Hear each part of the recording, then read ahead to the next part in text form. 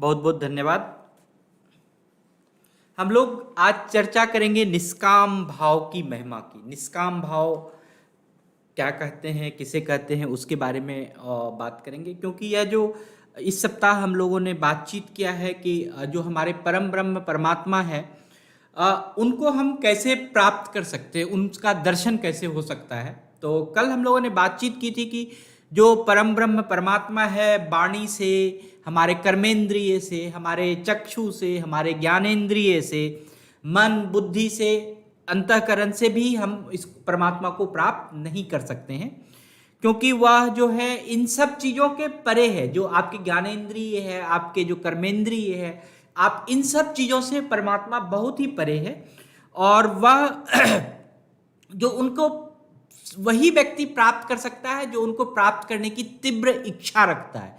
तीव्र इच्छा का मतलब है कि वह बहुत ही उसके प्रति व्याकुल है कि हमें परमात्मा मिले, और वह इस बात को कभी भी स्वीकार नहीं करता है कि परमात्मा जो हमें नहीं मिलेगा। वह हमेशा इस दृढ़ विश्वास के साथ उनका जीवन रहता है कि उनको परमात्मा मिलेगा ही मिलेगा, तभी वह परमात्मा को प्राप्त कर सकते हैं।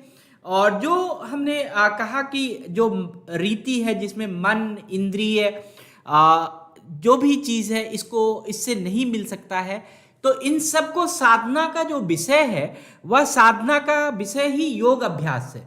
अगर हम योग अभ्यास करें तो हम ये मन, इंद्रिय, कर्मेंद्रिय, ज्ञानेंद्रिय, इन सबको जो है हम साध सकते हैं, और इनके साधने के बाद दृढ़तम निश्चय से हम परमात्मा को प्राप्ति कर सकते हैं। तो हम लोग जरूर अगले एपिसोड में, आने वाले एपिसोड में हम लोग ये बात करेंगे कि मन, इंद्रिय और बुद्धि की जो स्थिरता है, जो उसको स्थिर धारण करना है योग के द्वारा, कैसे हम स्थिरता उसमें लाएं। और एक अनुभवी योगी जो है, ये जो योग के बारे में हम बात करते हैं, योग साधक के बारे में बात करते हैं, वह जो योग साधक है वह हर प्रकार से, हर प्रमाद से, हर तरह के संशय से दूर हो सकता है, हर प्रकार के लोभ से मुक्त हो सकता है, हर प्रकार के आप कर्म बंधन से छूट सकते हैं। तो योग की जो बहुत बड़ी साधना है, योग से हम परमात्मा को प्राप्त कर सकते हैं, योग युक्त होकर हम दृढ़ अभ्यास कर सकते हैं। लेकिन आज हम लोग जो बात कर रहे हैं वह कर रहे हैं बात निष्काम भाव की। निष्काम भाव का अर्थ होता है बिना किसी परिणाम की इच्छा किए गए जो कार्य करते हैं उसको हम निष्काम भाव करते हैं। जैसे आपको ईश्वर प्राप्त करना हो तो उसके लिए निष्काम भाव की आवश्यकता है कि मैं इसलिए ईश्वर प्राप्त कर रहा हूं कि ईश्वर मिल जाए तो हम उनसे मांगेंगे कि मेरा ये काम कर देना, मेरा ये अच्छा सफल बना देना, मुझे परीक्षा में पास कर देना, मुझे 50,000 रुपये दे देना, मेरी बेटी का शादी करा देना, मुझे निरोग कर देना। तो ईश्वर को अगर आप इस भाव से कहते हैं कि ईश्वर का दर्शन हो, तो वह इस भाव से दर्शन नहीं हो सकता। ईश्वर सिर्फ और सिर्फ निष्काम भाव से, मतलब उस आपके मन में कोई उनसे मांगने की लालसा नहीं है। और निष्काम भाव लाने से पहले आपको एक साधक बनना होगा, योग साधक बनना होगा। और योग साधक बनने के पहले क्या होगा कि आपको एक दृढ़ निश्चय करना होगा कि परमात्मा जो है वो अवश्य आपके पास विराजमान है, आपके शरीर में विराजमान है। और अगर आप साधना करते हैं तो उस साधना से आपको परमात्मा अवश्य प्राप्त होंगे। ये दृढ़ निश्चय और एक दृढ़ विश्वास को आपको अंदर में स्वीकार करना होगा। उसके पश्चात जो आपको तत्व का विवेचना है कि किस तरह से हमें ध्यान करना चाहिए, किस तरह से हमें योग करना चाहिए, ये निरंतर हम उस तत्व को, उस विवेचना को, उस प्रक्रिया को अपने जीवन में निरंतर बनाए रखेंगे, तभी हमें क्या हो सकता है, परमात्मा की प्राप्ति हो सकती है। जब आपको लगता है कि निश्चित रूप से आप विश्वास हो जाए कि आपने से कि भगवान को आप स्वीकार करते हैं, आपको वो अवश्य प्राप्त होंगे। भगवान आपके हृदय में विराजते हैं, आपको आपके यत्नशील जो भी आप यत्न कर रहे हैं उसकी सिद्धि जरूर आपको प्राप्त होगी। जब ये सारी चीज आपके मन में एक विश्वास जग जाता है, तब निष्काम भाव की प्रारंभ होती है। और यह जो दिव्य स्वरूप है परमात्मा का, या जो एक विशुद्ध हृदय में जो परमात्मा का प्रकट होना है, यह आपको प्राप्त हो सकता है। तो आपको हमेशा क्या होता है कि हमारा जो मन है वो पूरे इस दुनिया में भागता रहता है। ये जो लौकिक और परलौकिक चीज है, इन विषय वस्तु से, इन कामनाओं से इतना भरा हुआ है कि वो कभी स्थिर नहीं रहता। तो आपको जब भी हम इस परमात्मा के भाव को करना चाहिए निष्काम भाव से, तो कभी ना कभी हमें ये रखना चाहिए कि हमारा जो मन है इस उहापोह से, भागम भाग से स्थिर हो, और उसी स्थिरता को साधने का जो माध्यम है, उसी को, मन को जो स्थिर करने का साधन है, वह योग है, वही ध्यान है। और जब आप योग और ध्यान का आप आनंद लेंगे तो जरूर आपको परमात्मा का एक परम आनंद मिलेगा, और उससे आपको लगेगा कि आपको बिना कोई आसक्ति किए हुए, बिना कोई आपको कोई ज्यादा प्रयत्न किए हुए परमात्मा आपके पास है। जब आप योग साध लेते हैं, ध्यान को साध लेते हैं, तो आपका सब चीज बहुत आसान हो जाता है, और उसी को कहते हैं कि बिना आसक्ति का, बिना कोई साधना का, बिना कोई प्रयत्न का आपको ईश्वर का दर्शन होना शुरू हो जाता है। और ये सारी जो कामनाएं हैं, जब भी हम है जो मन में रहता है, इसको समूल नष्ट करना होगा। जो हम, ये भी होना चाहिए, वो भी होना चाहिए।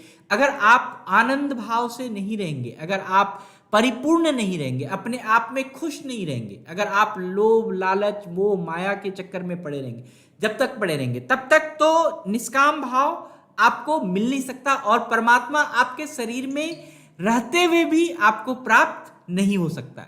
इसीलिए जब हम परमात्मा के बारे में बात करते हैं और उनको प्राप्त करने के बारे में बात करते हैं, तो हमारा जो मन है वो अहंकार से दूर होना चाहिए, और अज्ञान से दूर हो जाना चाहिए। और ये इन सब का माध्यम है कि हम कैसे अहंकार से दूर होंगे, कैसे हम और सब अपने मन को कैसे स्थिर कर सकते हैं। जैसे सचेतन एक माध्यम है कि जिसके थ्रू हम बातचीत करते हैं, ध्यान करते हैं, तो उससे हम परमात्मा के करीब आने की कोशिश करते हैं। और अगर हम देखें कि परमात्मा जो है, अगर आप निश्चय मन से अगर चाहेंगे तो वो जरूर आपको साक्षात्कार होंगे। और जिस समय आपको परमात्मा साक्षात्कार होंगे, जब आप अपने हृदय में परमात्मा को देख सकेंगे, तो वही क्षण होता है आनंद का क्षण, वही क्षण होता है अमृत का क्षण, वही क्षण होता है आपका परम आनंद का क्षण, कि आपके जीवन में बहुत सारी खुशियां, बहुत सारे उल्लास आपको मिलते हैं। और इसी को हम कहते हैं वेदांत का दर्शन, इसी को सनातन उपदेश है। यही जो उपदेश यमराज ने नचिकेता को बताया है कि कैसे हम परमात्मा को प्राप्त कर सकते हैं। तो हम लोग अगले सप्ताह में, आने वाले सप्ताह में हम लोग बातचीत करेंगे योग के बारे में, ध्यान के बारे में।